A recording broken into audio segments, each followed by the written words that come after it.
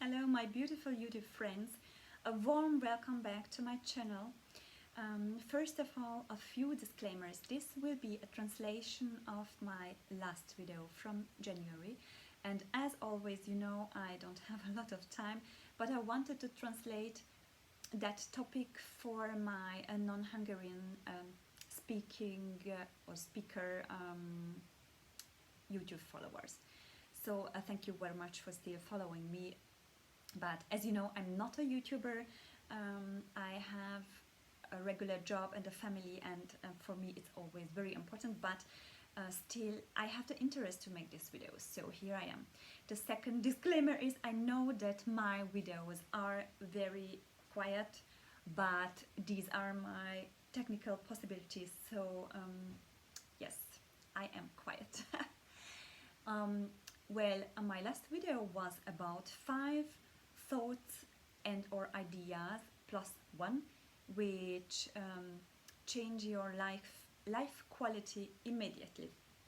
Well, I can't promise you that after this video you will earn $1 million or you will be rich or you will get your partner or you I don't know, not I'm not talking about these like life quality issues, but I think I can give you a few ideas which I think will definitely immediately change your well-being and how you live your everyday life.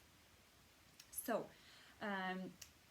I thought in January, as I made that video, that we all have difficulties these times, so I didn't want to make a video about new stuff and, you know, fashion, whatever, because I thought it wasn't tasty, or you know what I mean, delicate to make that kind of videos. I'm over it because we are still in difficulties, right? So I'm more easy these times to show you other things too, but I wanted to give you some soul food, this is the right word, some soul food, and to help you in these difficult and complicated times we do all have, right? So the first point that I have here is about goals, where well, every guru and literature about success teach you about goal setting, how important this is to set your goals short term, mid-term and long term. And yes, we all know that, and this is for me personally also really important too. But I think we often mix happiness and goal setting together, and we often think on a day X where we achieve our big goal, like, I don't know, we are finally rich, or we have finally found a partner, or we have our dream job, which is completely a dream job, of course, and we think that on this day and after this particular day or occurring, we will be happy. And I think it's rather mistake, because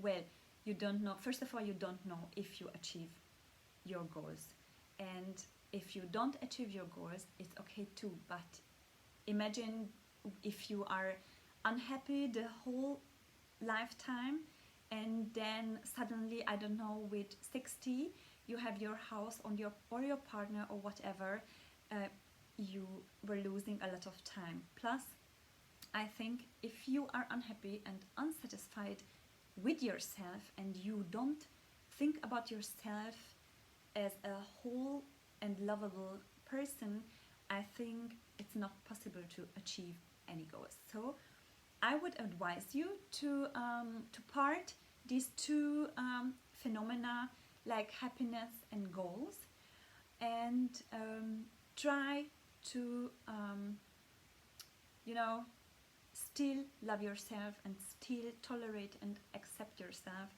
in the best possible way now. And then, you know, you can find your purpose and achieve your goals, whatever. But I have two news for you, ladies or gentlemen, that first of all, you see yourself how much the world has changed in the last 2 or 3 or 5 years, and everybody teaches us to follow our goals no matter what. But I think sometimes if we don't see that the world and we also have changed, it's a failure, because we can lose so much possibilities and chances we have. So sometimes, this is what I want you to say, sometimes even our goals change. So it's possible. So don't be that, you know, fixed only on one goal, because I think to be successful, it's important to be able to change your thoughts and your goals and whatever. And the other thing is what I wanted you to say. Sometimes you have to give up something, to give away something, a dream or a goal, or sometimes you can't achieve it, and that's okay. This is what we have to understand. Oh, I'm sorry. I'm so sorry. It's my coffee machine. But I don't stop this video this time, because it's already the third time I begin this video. So yes, this was about our goals to achieve or not, and not to mix it with being happy or being satisfied. Now, I hope you can understand everything I want to express. It's really hard to put it in a foreign language. It was way more easier in Hungarian. Okay, my second idea for you is to exchange the word but for the word and in your communication, both internally and externally, I think you could say.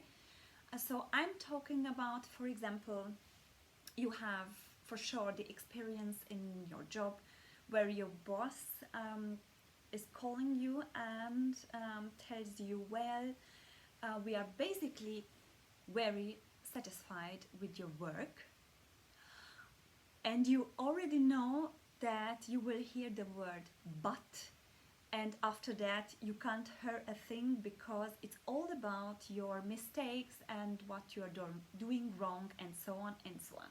And we are all know this communication also with our partner at home and vice versa. Let's imagine the communication where we change the word but to an end, like with the last example. Your boss is telling you, well, we are really satisfied with your job, and we think you could put more effort in this area, and because of this we think you could take responsibility for this and that. Can you feel this energetic change of the two communications? And don't underrate the communication in your head, because you do this all the time with yourself too. So I would advise you, the first 2 or 3 times it's not easy, but then you will never ever say but anymore in your sentences, and you will see that this will improve your whole I don't know, feeling of respect, feeling of worthiness, and so on. You will feel that your life will improve. So this was my second idea. Then, yes, I have, or I use often the sentence I don't know if it makes sense in English. Where is it written that? So, at the beginning of this video, I was telling you we have difficulties, or we have difficult times, or whatever I've been said.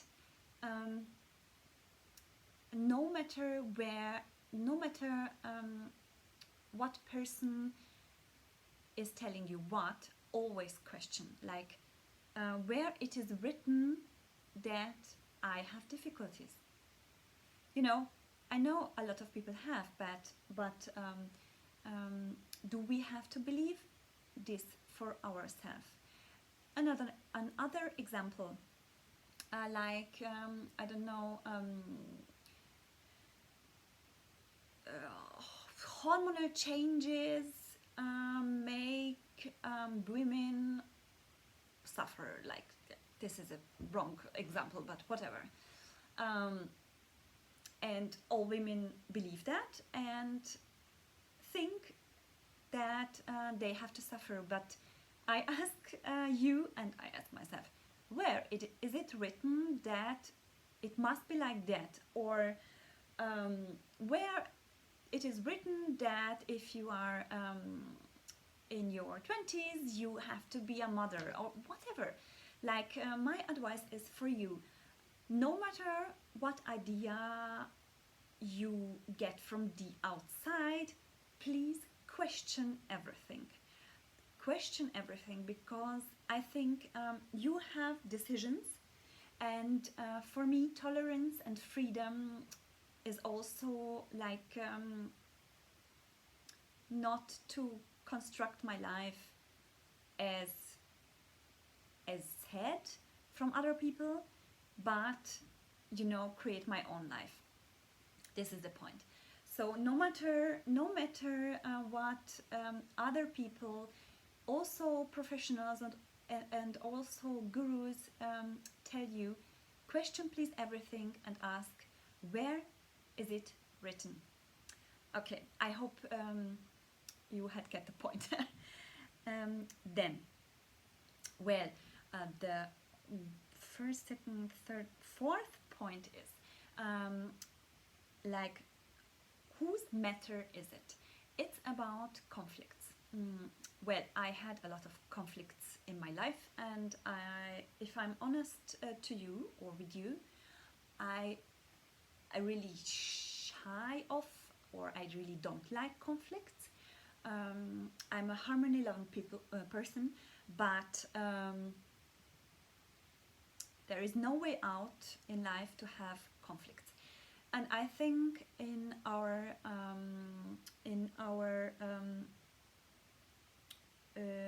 world, it's a big problem that we don't allow conflicts anymore, or we are not capable to handle conflicts and to confront ourselves with conflicts. So try to be in confrontation, in conflicts, and then I often have the point where, for example, someone is telling me I don't know, you are blah blah blah, and you think you are here somebody, and blah blah blah. So I try to stop these kind of arguings with whose matter is that, because there is one thing about a person, how this person is, and one thing about how you as a person react, and how you react on anything, not only a person, on politics, on or your economy, whatever. How you react is your matter, or your problem, but I don't like this word, is your matter. And what the other person or another society or another, I don't know, religion makes. You know, it's their matter. So I would like to advise you not to mix these two. If you know your own responsibilities, and if the other people would know their responsibilities too, I think it will be a happier world, and then we could argue true conflicts, like conflicts of interest, you know, arguing about your salary, whatever. But these more personal things, like many people think they should do this and that. I always ask people, whose matter is it really? So this was quite a deep theme here, but I would like to go on with the next one.